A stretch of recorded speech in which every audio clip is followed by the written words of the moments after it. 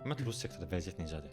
Rus sektorunda çox qəribə tendensiya var ki, Rus sektorunda riyaziyyat yaxşı deyil, heç vaxt da yaxşı olmayıb. Bir dəqiqə bağışlayın söz ki, Rüstəm bəy siz özünüz Rus sektorunda olmusunuz. Bəli, Hə, Rus ona sektorunda. görə yəni Məktəb tam belə vaxtından tutmuş universitet və sonra illər keçdi, sonra özüm də indi metodologiya qururam, tədris edirəm. Görürəm ki, yeni nəsildə də eyni problemdir, heç nə dəyişməyib. Yəni riyaziyyat həqiqətən çox zəifdir Rus sektorunda. ən böyük problem nədir ki orada? Səmimi desəm tam cavabını bilmirəm, amma bəzi faktorlar görürəm. Məsələn, Rus sektorları riyaziyyata önəm vermir. Rus sektorları daha çox sosiallığa, danışığa, lingvistikaya önəm verir. İkinci gördüyüm problem odur ki, Rus dilində ədəbiyyat qəlizdir, sözlər qəlizdir. Məsələn, ingilis dilindəki kimi sadə deyil.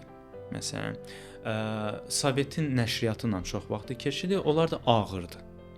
Və onlar ağırdır deyəndə bizə çatanda müəllimin də biraz professionallığı aşağıdırsa, avtomatik onu çevirir əzbərçi var. Sovetin mən bilən nəşri yoxdur axı. Məncə indi artıq hər Yox, şey. copy paste olunur, başqa adla eyni yəni yolla davam edirlər məncə. Qaydalar, qanunlar riyaziyyatda dəyişmir. Yəni 5000 ildir belədir də.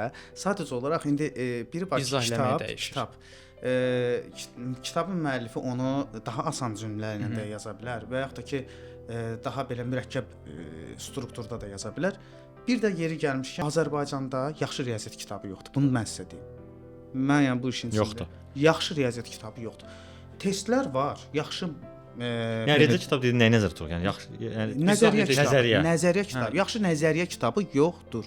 İzah edici, Bəli, yoxdur. bayaqki dediyimiz fundamental olaraq izah edici kitablar yoxdur. Yoxdur. Bu da məcbur eləyir tələbələri ancaq sistemdən asılı olsunlar, əzbər öyrənsinlər, Bəli. görünməyən misala hazır olmasınlar.